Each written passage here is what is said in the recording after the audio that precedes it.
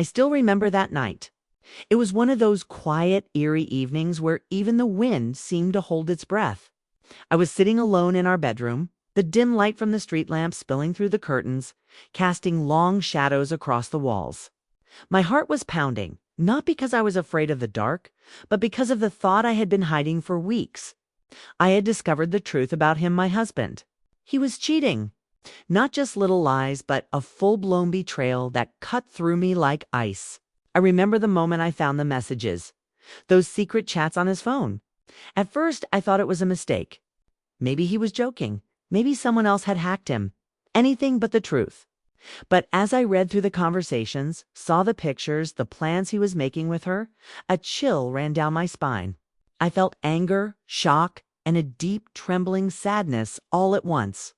My hands were shaking, and I had to sit down on the edge of the bed, my eyes fixed on the floor, trying to make sense of it. And then, like a whisper, an idea crept into my mind. Not a plan of revenge at first, just a thought, a fleeting spark of what if. I could hardly believe I was considering it.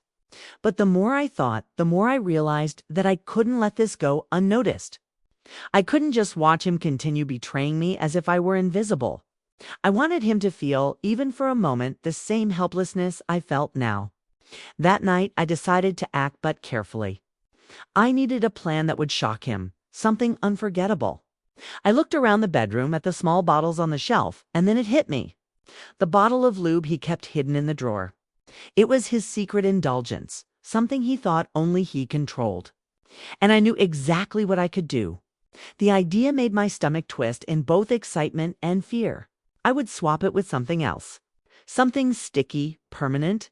Something that would leave him completely stuck in his deceit. I felt my pulse quicken as I imagined the look on his face, the confusion, the panic.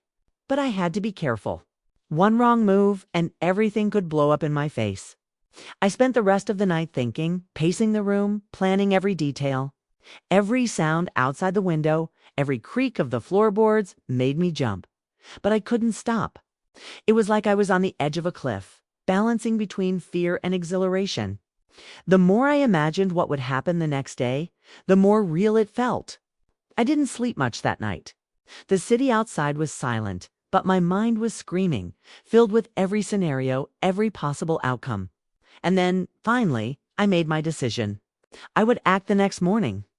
But little did I know, the moment I started my plan, nothing would ever be the same again. The day began like any other.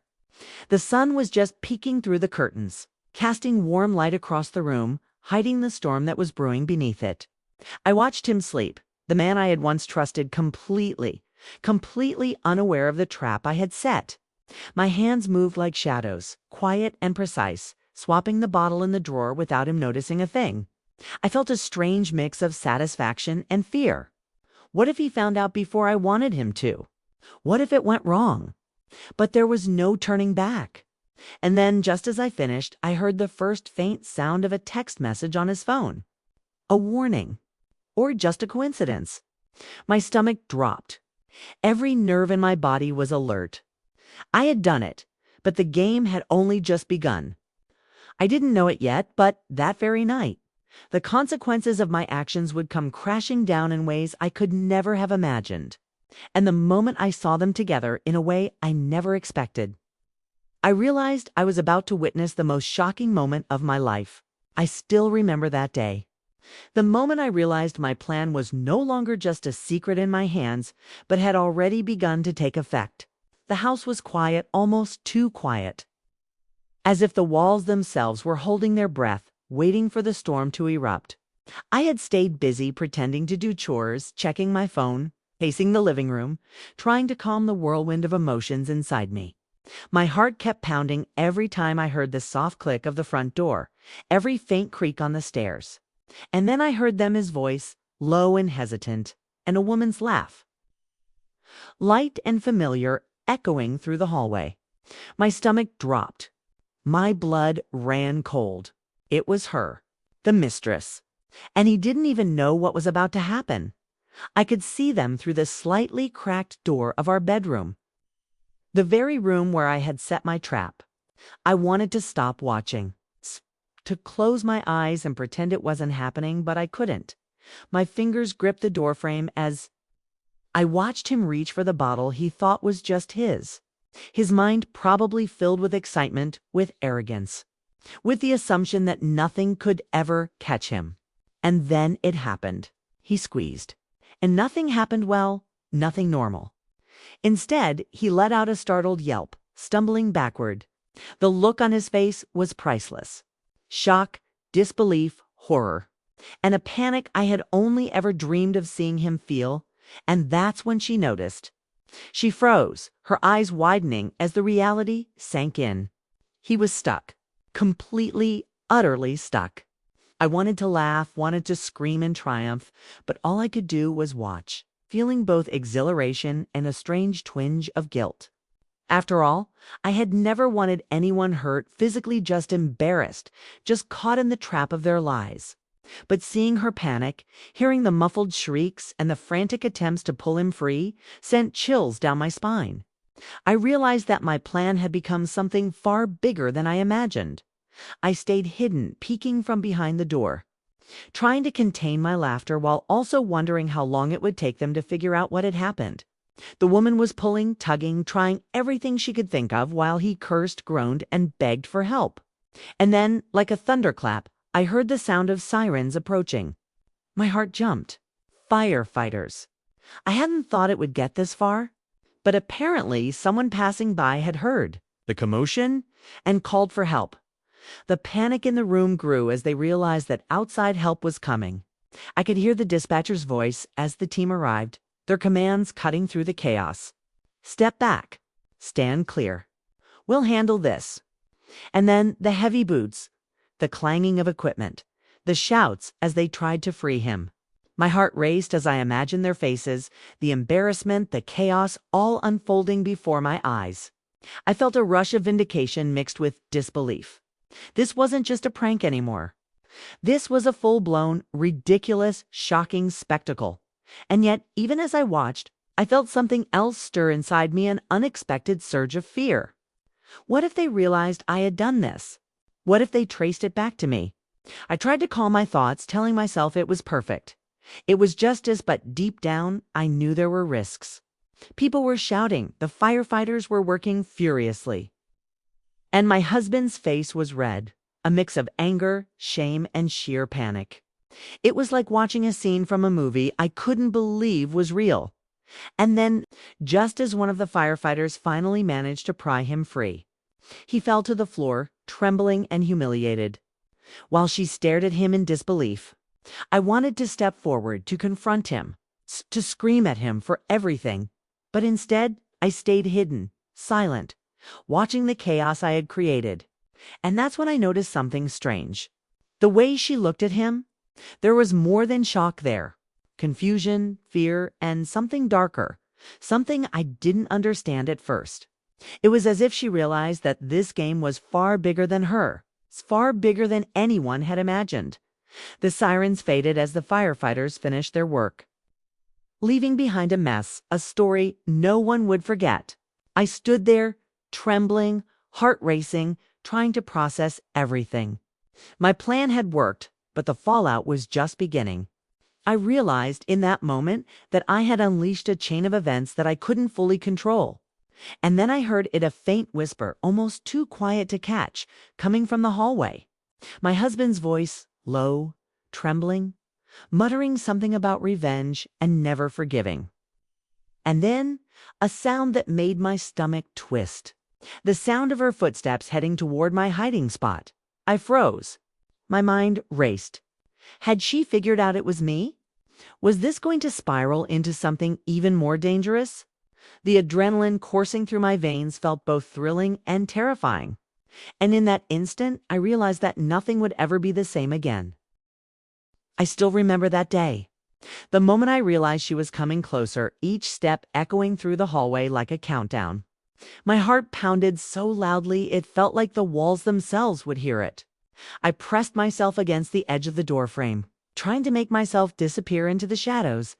But every creak of the floor under her heels made my stomach twist tighter.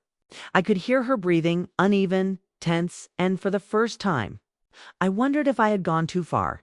She stepped into the room, her eyes scanning the chaos around the bed, the spilled bottles, the scattered sheets, the unmistakable signs of panic. And then she looked at me, or maybe through me, as if sensing that someone was watching her. My body froze. I didn't know what to do. Speak? Hide more. My mind was racing 1,000 miles an hour, but my voice was gone. And then it happened. She laughed. A short, sharp laugh, almost nervous, almost angry, and it sent chills through me. She stepped closer to the bed, her eyes narrowing on my husband, still trembling and trying to cover himself, still muttering curses under his breath. I realized then that she wasn't just shocked, she was furious. Furious at him, furious at the entire situation. And in that moment, I felt a strange mix of satisfaction and fear. I had set this trap, but now I was watching it unravel in a way I could never fully control. I wanted to step forward, to finally reveal myself, to confront both of them and tell him exactly what I had done. But I couldn't, not yet. I had to see how this played out. I had to see the full scope of the chaos I had caused. And the next moments were even worse than I imagined. She tried to pull him again. Her strength alone insufficient, but the glue had done its job. He was literally stuck. He twisted, turned, shouted, and begged for help, but nothing worked. I could hear him gasping, his voice breaking, and for a moment, part of me felt guilty. Maybe I had gone too far. Maybe this wasn't just a prank anymore, it was something bigger, something humiliating and dangerous. But then I looked at her.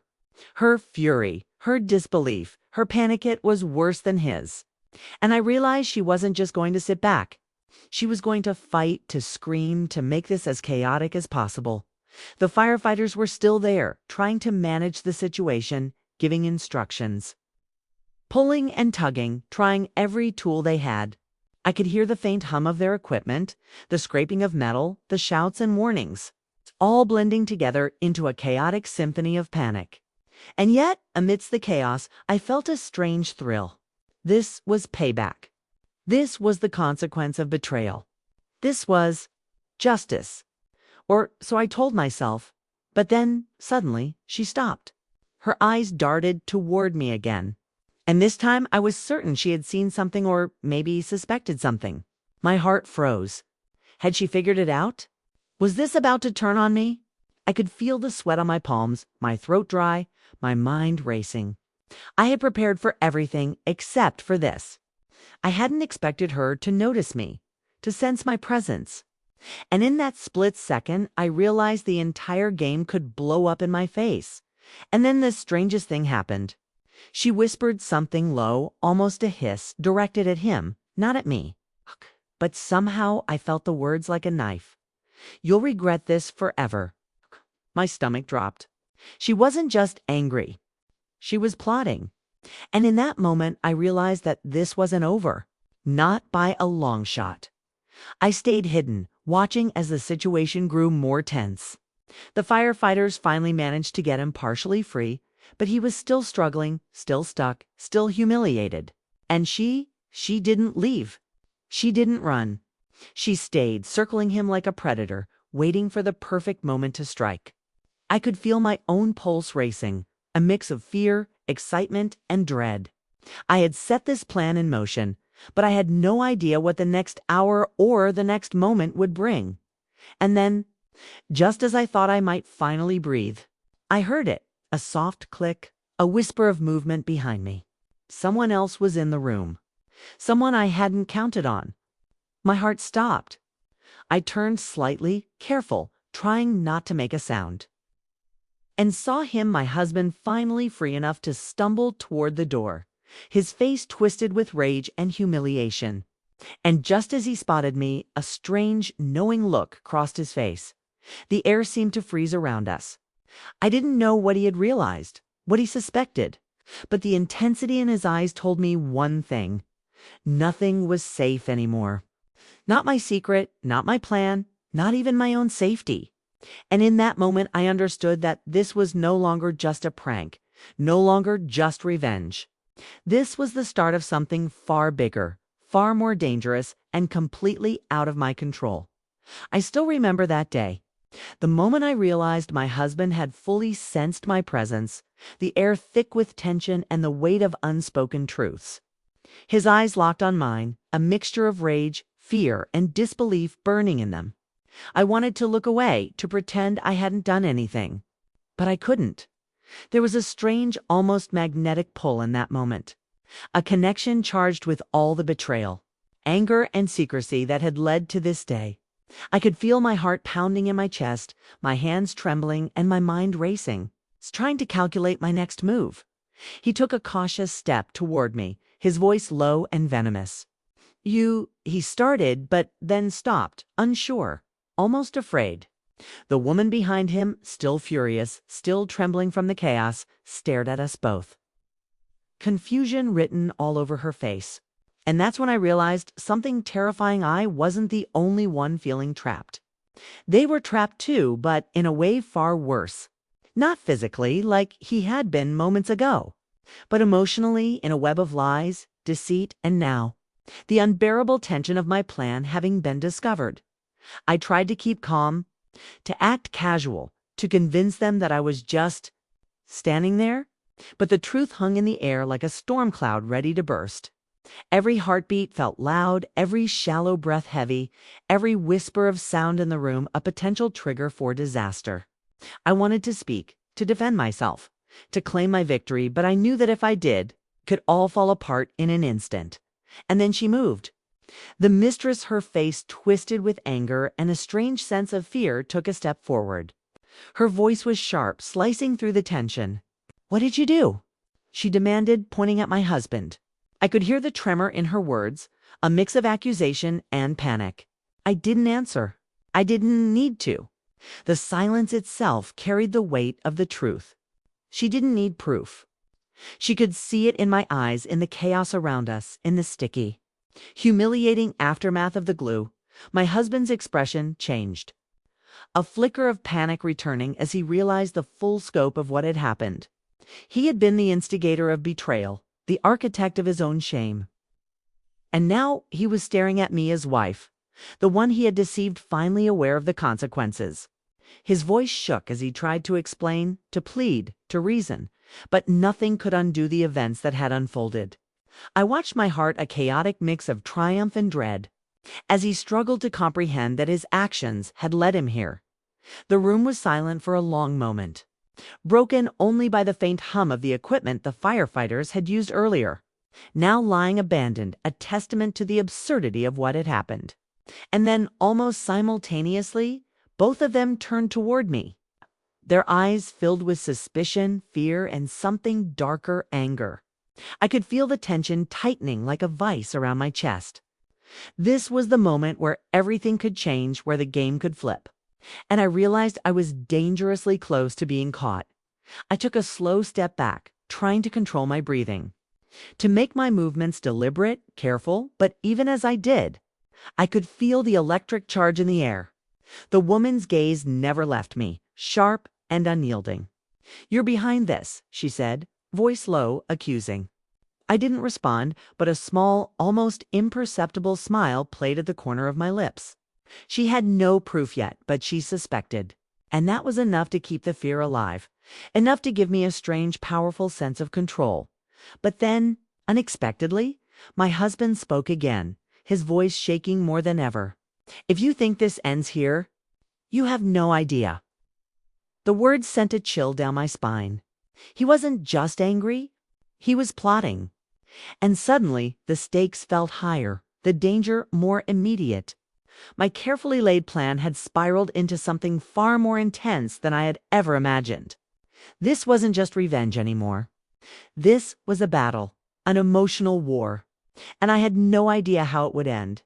And just as I thought I might finally understand the dynamics of the room, the woman stepped forward again, closer this time, her expression unreadable, but her intentions clear. She was no longer just an accessory to his betrayals. She was a player in this unfolding chaos, unpredictable and potentially dangerous. The room seemed to shrink around us, the walls closing in, every sound amplified, every heartbeat pounding.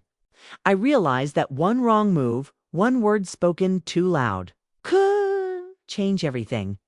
And then, in that tense silence, I heard a faint click behind me, almost imperceptible. My blood ran cold. Someone else was entering the house. Someone I hadn't expected. The air shifted, the tension multiplied, and I knew, with a sinking feeling, that the situation was about to get even worse. I still remember that day. The moment I realized we weren't alone anymore. The faint click I had heard moments ago grew louder, echoing through the room like a ticking clock counting down to disaster. My heart jumped, my stomach twisted, and my mind raced. Who was it? How had they gotten in? I had locked the doors. I had checked everything. And yet there it was, a presence I hadn't anticipated. Moving toward us, silent, deliberate, heavy with intent. I pressed myself against the wall, trying to shrink into the shadows, willing to disappear. My husband froze, his eyes wide with panic, still sticky from the glue, still humiliated, and completely unaware of the danger that had just entered our home. The woman, the mistress, stared at the door. Her anger momentarily replaced with curiosity, fear, and something like recognition. She whispered something, but I didn't catch it. My pulse was deafening in my ears. Every beat a reminder that the situation had spiraled far beyond my original plan. And then I saw them. The figure emerged slowly, stepping into the dim light from the hallway. My breath caught. It was his sister. I had forgotten she was coming over today. Someone I hadn't seen in weeks. Someone who knew both him and me.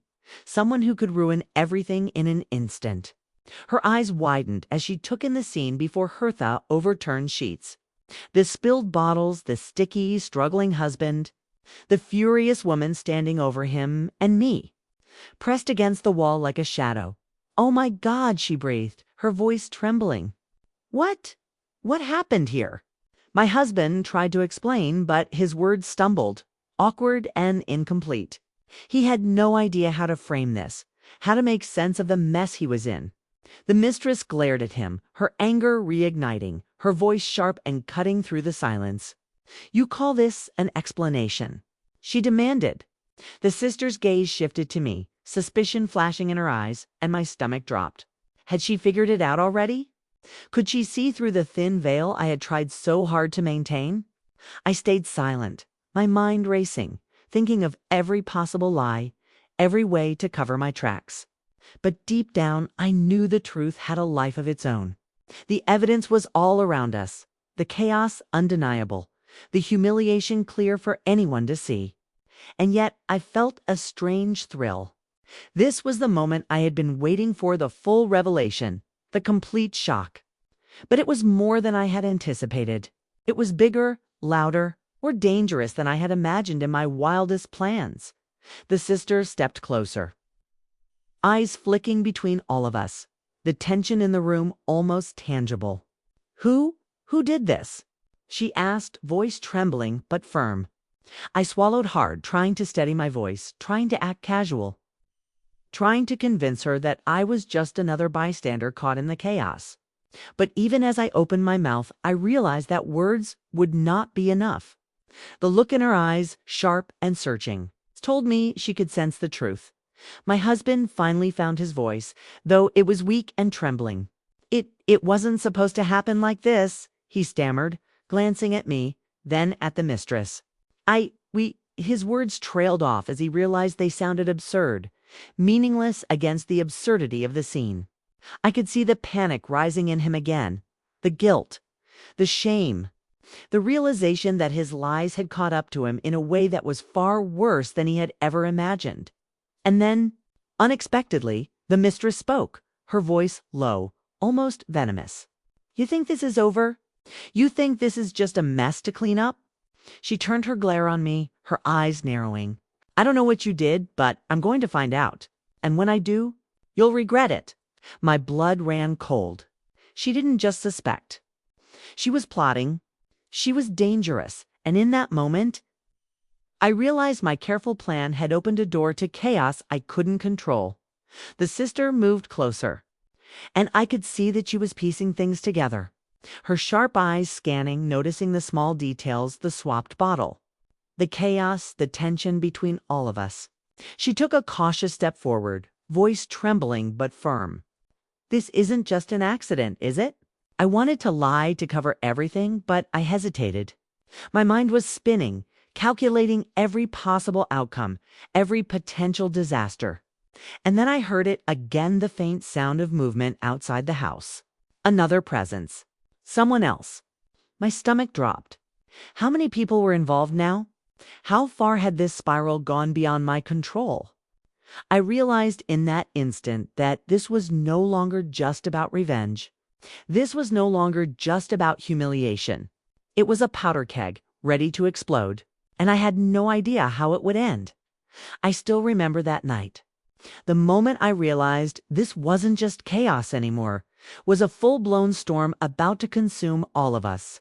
The faint sound of movement outside grew louder, deliberate, like someone was circling the house, watching, waiting. My heart pounded in my chest as I pressed myself against the wall, praying they wouldn't see me, praying that I could stay hidden long enough to figure out what to do next. I could hear my husband groaning, still sticky and humiliated, and the mistress muttering under her breath, furious and unpredictable. And then there was his sister, eyes wide, tense, trying to make sense of the nightmare unfolding in front of her. I wanted to speak, to explain, to somehow regain control of the situation. But the words caught in my throat. I could feel the adrenaline coursing through me, sharp and electrifying, making every sound in the house feel amplified. And then it hit me. Danger outside wasn't random. Someone had heard the commotion, someone had seen something, and now they were approaching. The thought made my stomach twist. Was this going to escalate further? Was this stranger or intruder going to discover everything, ruin everything, expose me? Suddenly, the front door creaked. I froze. My husband's eyes widened, the glue now forgotten as panic surged again. The mistress took a cautious step forward, but her anger didn't subside. It sharpened, fueled by fear and suspicion. And I could feel the sister's gaze on me, sharp and relentless, as if she was already piecing things together, as if she already knew more than I had planned for her to know. The door slowly opened and a shadow appeared in the doorway. My pulse almost stopped. It was our neighbor, one I had never fully trusted, who had always seemed a little too curious, a little too nosy. Now, he was standing there, arms crossed, a strange smirk on his face, taking in the chaos with an unsettling calm. "Well," he said slowly, voice smooth but loaded with suspicion, "this looks complicated." I didn't move. My heart felt like it had dropped into my stomach. My husband tried to speak, but his words stumbled, weak and broken. The mistress glared at him, her voice low and cutting. "Explain this," she demanded, pointing at the mess around us, at him, at the sticky chaos.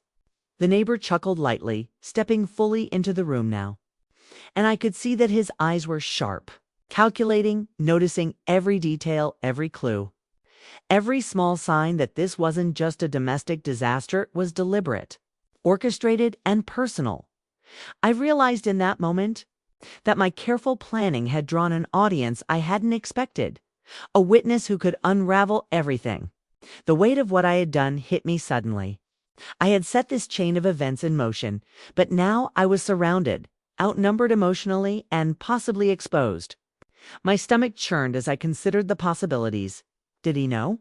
Could he figure out I was behind the glue? Could he expose me to everyone here? To my husband? To his mistress? To his sister? The room was tense, frozen for a long moment. The neighbor's smirk grew, and he took another step forward. "Something tells me someone's playing games here," he said, voice low, almost teasing, almost dangerous. My heart raced. His words didn't accuse outright, but they hinted at suspicion. And I realized he was already connecting dots. I hadn't thought he would notice. My mind scrambled for a response, for a way to regain control. But every option felt risky. Every word could backfire. And then the mistress's voice cut through the tension like a blade. "You think this is funny?" she snapped, turning toward the neighbor. "Do you know what just happened here? Do you know what he's done?" She pointed at my husband, now slumped against the wall, sticky and humiliated, muttering incoherent apologies. The neighbor raised his eyebrows, smirk turning into a knowing grin. "Oh, I think I have a good idea," he said. "But maybe you should tell me the whole story." My blood ran cold. He wasn't just curious, he was prying. And that was dangerous. More dangerous than anything I had faced so far.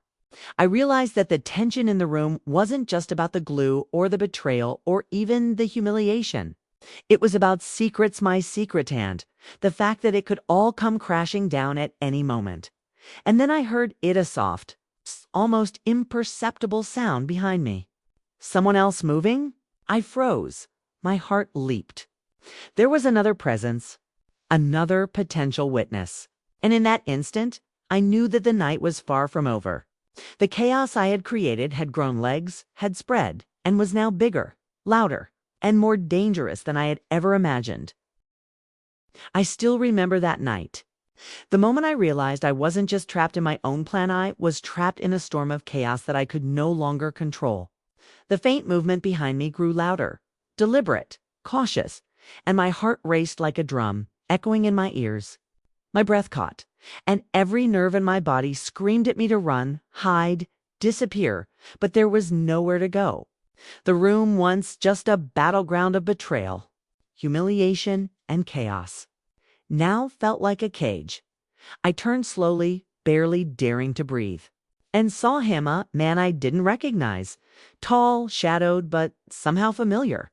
My mind whirled. Who was this? How had he gotten in? What did he want? My husband, still sticky and humiliated, froze completely, his panic renewed. While the mistress tensed, her eyes narrowing at this new figure. And the sister. She stepped back, uncertainty and fear replacing her earlier curiosity.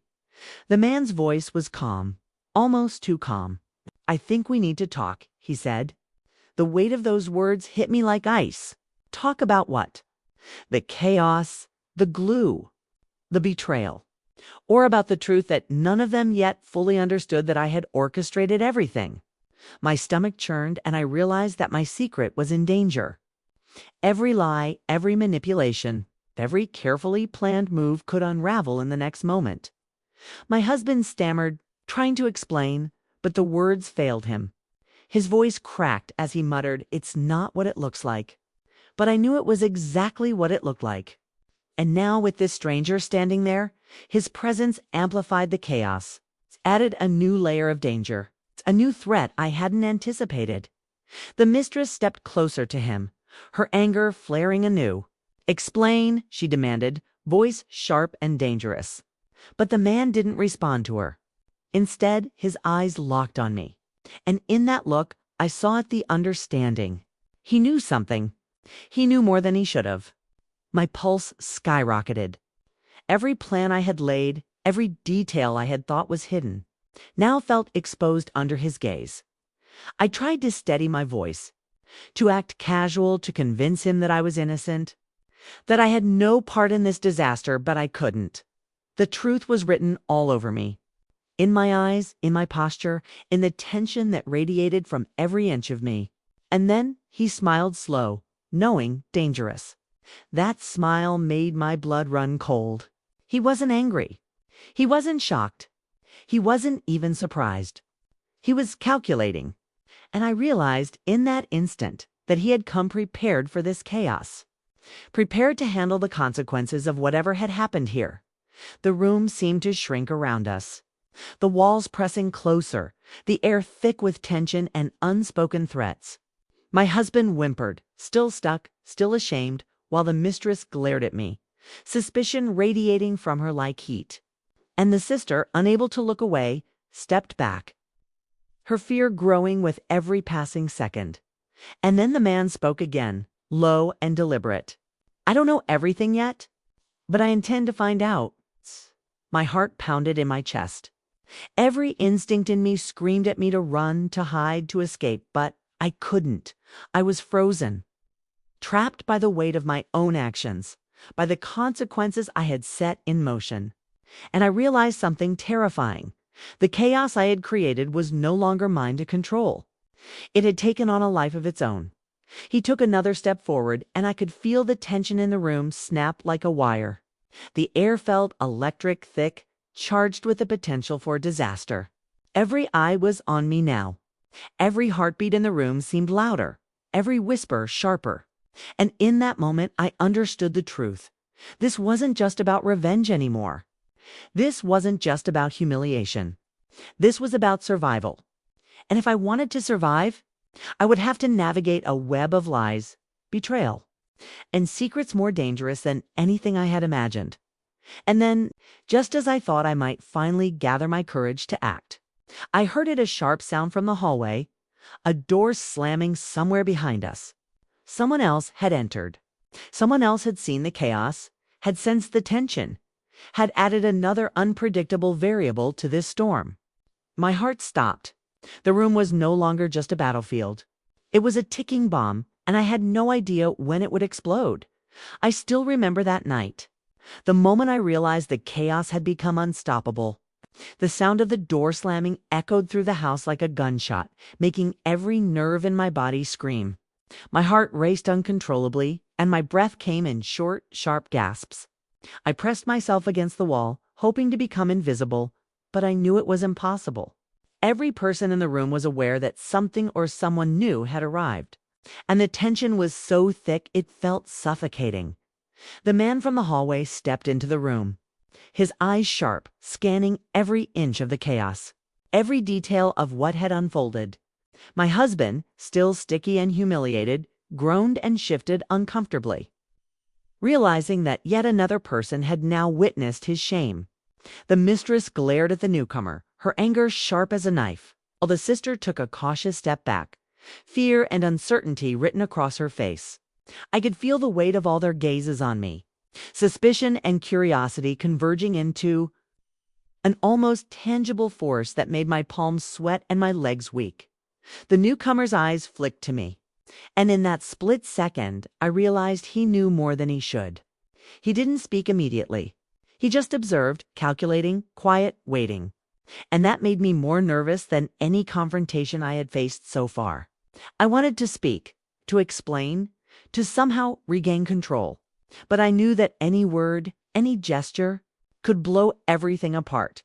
Finally, he spoke, calm but deliberate. It seems like someone here has been orchestrating more than just a little chaos. His gaze sharpened, locking onto me. My stomach dropped. I tried to keep my voice steady, tried to act casual. But I could feel every lie, every deceit, every carefully hidden plan now teetering on the edge of exposure.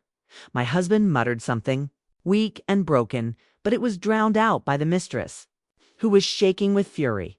"Explain this," she demanded, pointing at the sticky mess at him, at me. The neighbor or whoever he was smirked faintly, almost amused, but there was something dangerous in his calmness. He wasn't laughing. He was assessing, plotting, a predator sizing up prey. I felt my pulse quicken.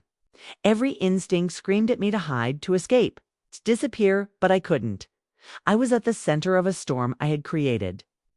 And now I was surrounded by people who could destroy me with just a few words.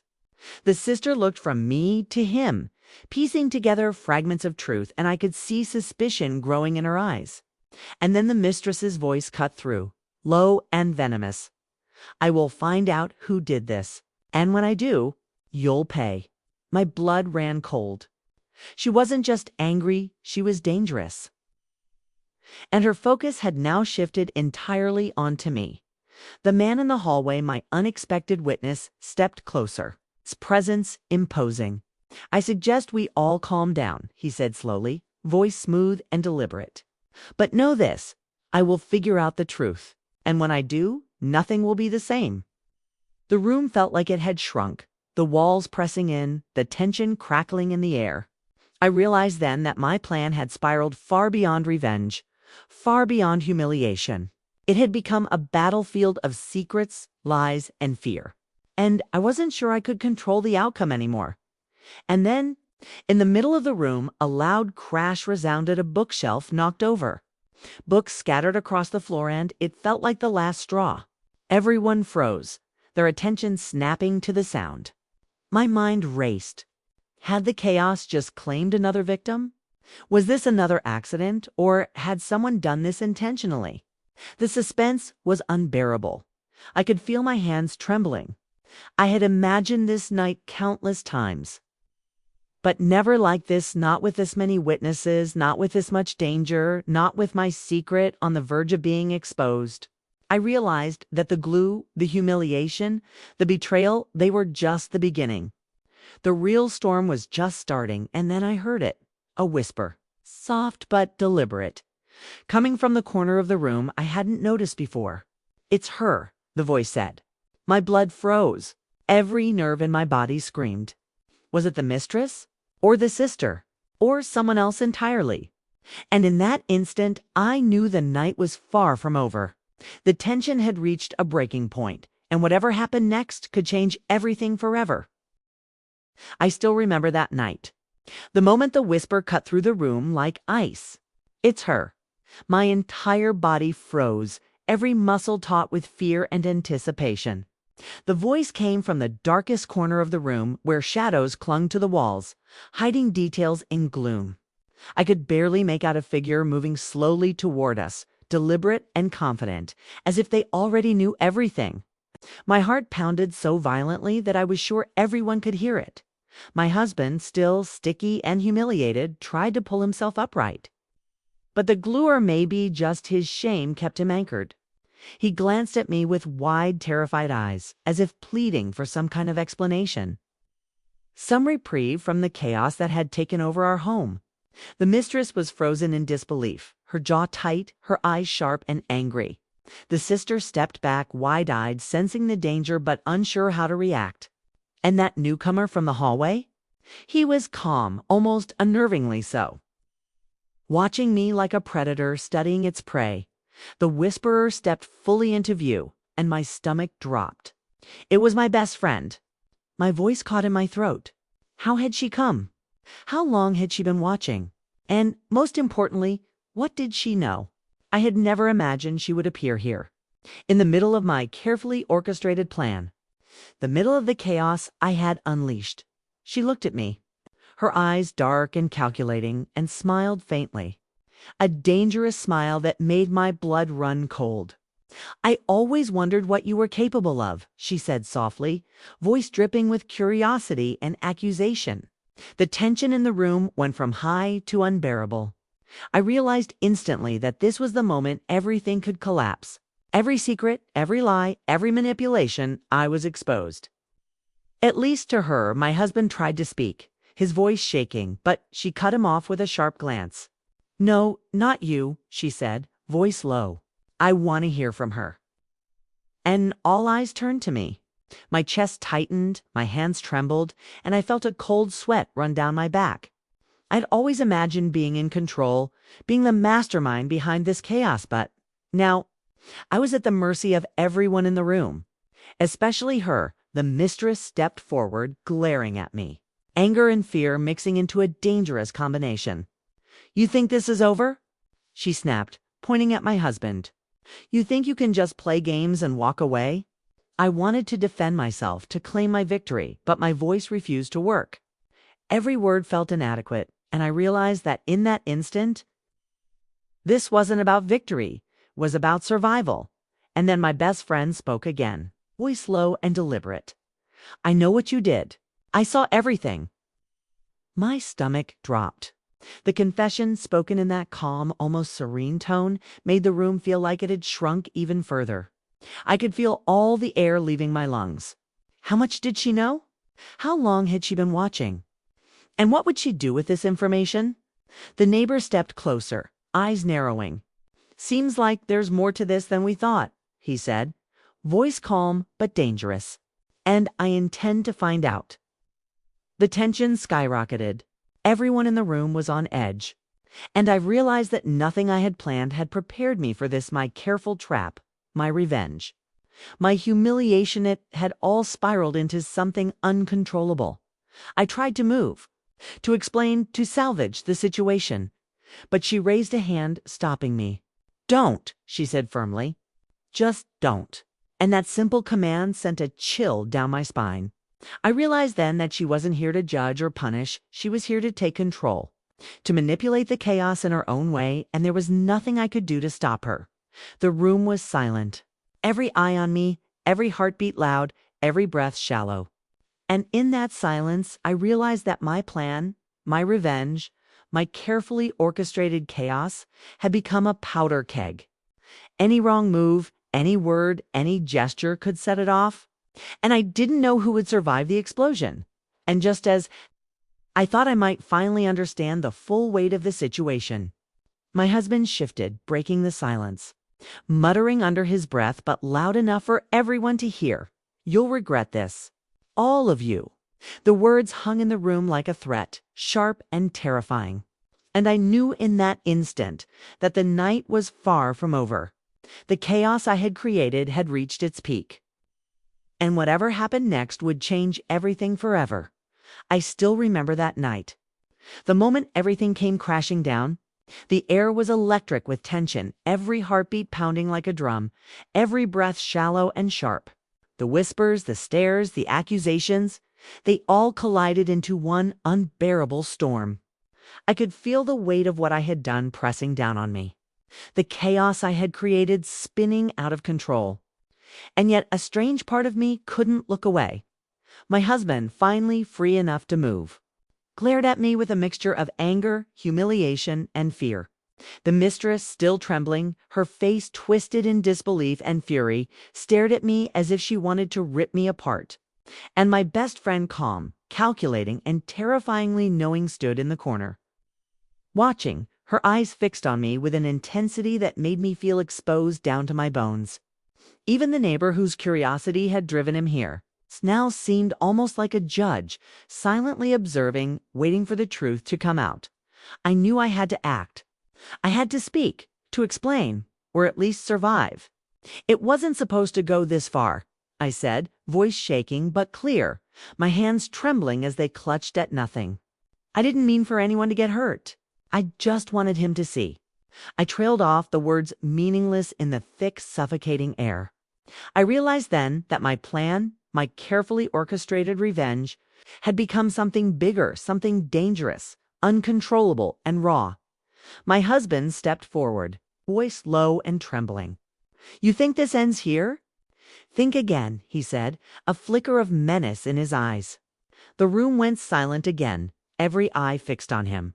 I could feel the tension, like a living thing wrapping itself around all of us, making the walls close in. And then my best friend moved, finally breaking the calm. "Enough," she said sharply. "This has gone far enough. No more games. No more chaos." Her voice carried authority I couldn't challenge. And I realized in that instant that she had taken control of the storm I had created. The mistress, still furious, finally turned away, muttering under her breath, realizing that the battle she wanted to wage had been overtaken by forces she hadn't anticipated. My husband looked at me, his expression a mixture of shame, fear, and disbelief. I could see him weighing his options, realizing that everything he had done had led to this unfixable moment. And I knew I finally knew that revenge was not a game. And control was never guaranteed.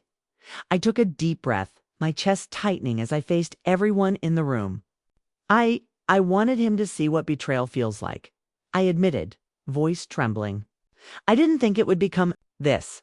My words hung in the air, raw and honest, and I realized that in that confession, in that vulnerable truth, something shifted. The tension loosened just enough to give us a moment of clarity, a moment to breathe, a moment to recognize the chaos for what it was. A lesson in trust, betrayal, and consequences. My husband's sister stepped forward, her voice shaking but steady. "We all need to calm down," she said. This has gone too far." I nodded, exhausted, emotionally drained, but strangely relieved. For the first time in hours, the storm seemed to pause, the chaos finally taking a breath of its own. The neighbor, who had silently observed everything, finally spoke. "I've seen enough," he said quietly. "Let's all take a step back and think before the next move. There's nothing to gain from more chaos. His words, calm and reasonable, were like a lifeline in the middle of the emotional hurricane. And in that moment, I realized something powerful. The night had changed me. The chaos, the revenge, the fire, it had all shown me the depth of human emotion, the consequences of betrayal, and the fragile balance between anger and forgiveness. I had set out to punish, to humiliate, to gain satisfaction, but what I found was a lesson far bigger than any plan, far more intense than any expectation. As the room slowly began to settle, the sounds of movement, sighs, and cautious conversation replacing the deafening silence, I felt a strange calm. The storm was over, not without scars, not without consequences, but over. And in that quiet, I realized that life, chaos, betrayal, they were all part of a fragile, unpredictable journey. And sometimes the only way to survive was to face the storm head-on, accept the consequences, and move forward. I still remember that night. Every second, every heartbeat, every whisper, every scream.